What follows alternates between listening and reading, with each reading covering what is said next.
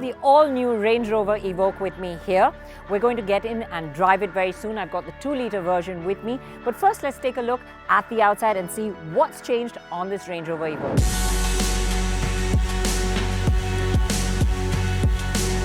Exterior changes, very few. You've got the new grille, you've got the new LED pixel headlamps over here, and a lot of these burnt copper touches that you see around the car over here. On the air vents on the side, you see a little strip on the bonnet around the side of the car as well. The two-tone one has it on the roof, and around the rear, again, you just get that burnt copper touch right at the bottom, very subtle. There's a new set of tail lamps as well. It's got a new graphic, and it's an all-new lamp too. Over the years, the Evoque has remained pretty much the same, with clean surfacing and the roofline that tapers down the side profile at the rear. It's always been an eye-catcher, and it remains so. Okay, on the inside, more's changed than the outside. There's a very minimalistic look. Gone are all the knobs, buttons. Physical buttons have given way to this 11.4-inch touchscreen, which has most of the commands on it.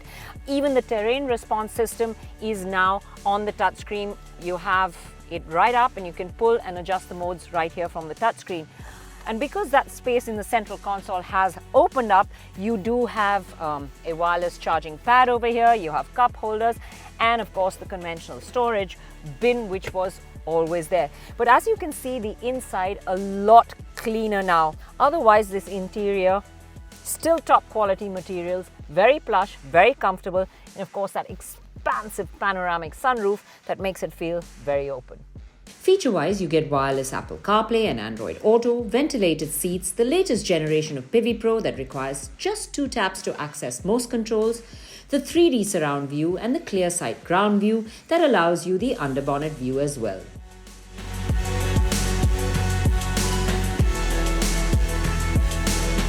The Evoque will come with the same engine options as before, the 2-litre petrol with 250 HP and 365 Nm of torque, and there is a 2-litre Ingenium diesel with 204 HP and 430 Nm of torque.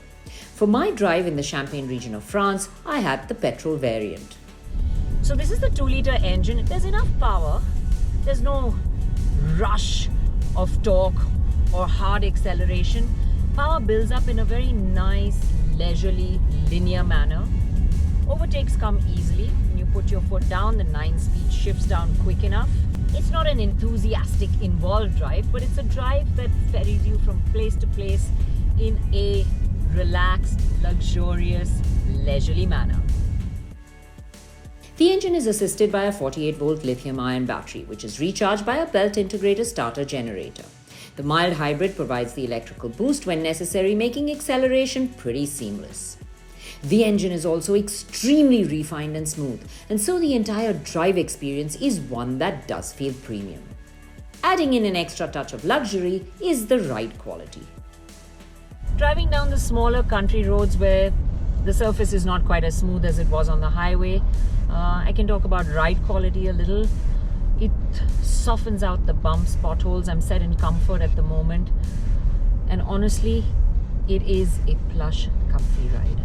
Having said that, it is on the firmer side, and sharper ruts or deeper potholes can catch it out once in a while, but overall, backseat passengers will be kept extremely comfortable.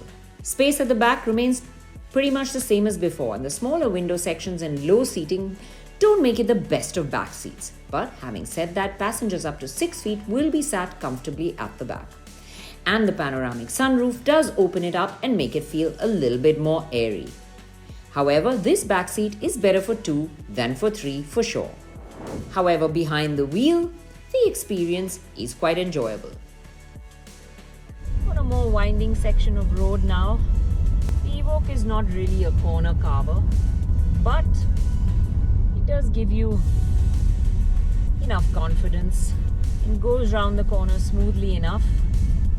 Steering feels on the lighter side, and I would have liked a little bit more of meatiness to it.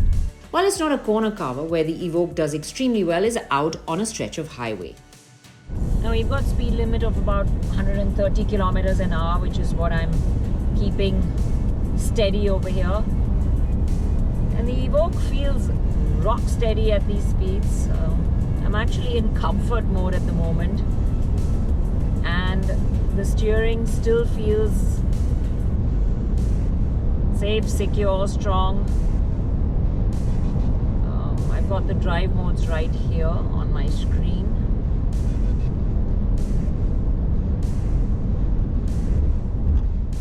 And I'm going to switch to dynamic.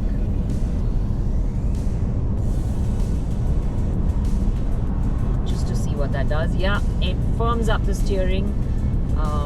That little bit of freeness of center is gone. Feels like it has more feedback. But honestly, you don't feel the speeds in this car. It just feels so steady and planted even at high speeds. You do feel like you're driving a big, bad SUV. So even though it may not be an enthusiast's choice, the Evoque is an SUV that does make you feel like you're driving something built tough, and it gives you a very secure, planted feel. Overall, I think the Evoque is a car that gives you that feeling of luxury, of refinement. It's not a car that you drive with urgency, but more a car to be driven in a relaxed, leisurely manner.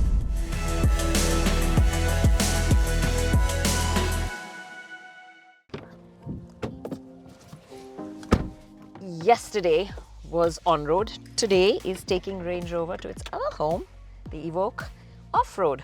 But before I really go off-road, there's a lot that I have to show you, because as you can see, there's no rotary dial here anymore for the terrain response system. All the controls are now off this central screen.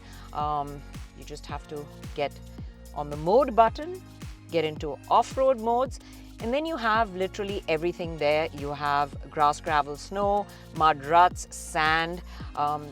You have all your info here, where you can see all the details for the track that you're on, whether it's altitude, whether it's the banking degree, or whether it's the degree of the slope that you're going on. You have wade sensing as well, of course not active at the moment, but you can also have hill descent control.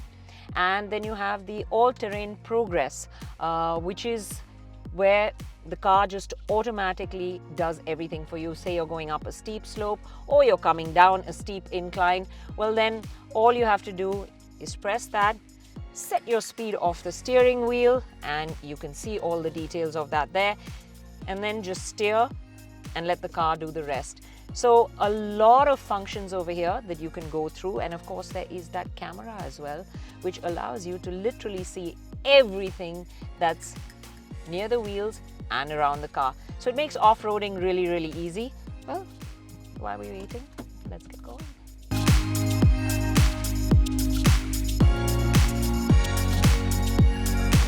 Minimalism seems to be the mantra at Range Rover. However, this very clean, sparse interior may not appeal to everyone buying this level of a premium SUV. At 67.9 lakh, the Evoque is right up there with the competition in terms of price, and they do feel a little more premium. Dynamically though, the Evoque pleases. It's more fun to drive than you would imagine, and in the version I tested, it had a very comfortable ride. Although the Indian version may be a bit on the firmer side. Still, it is mighty pleasing from behind the wheel and offers you loads of confidence, and the petrol is refined and strong. The Evoque remains a car that you buy more with your heart than your head.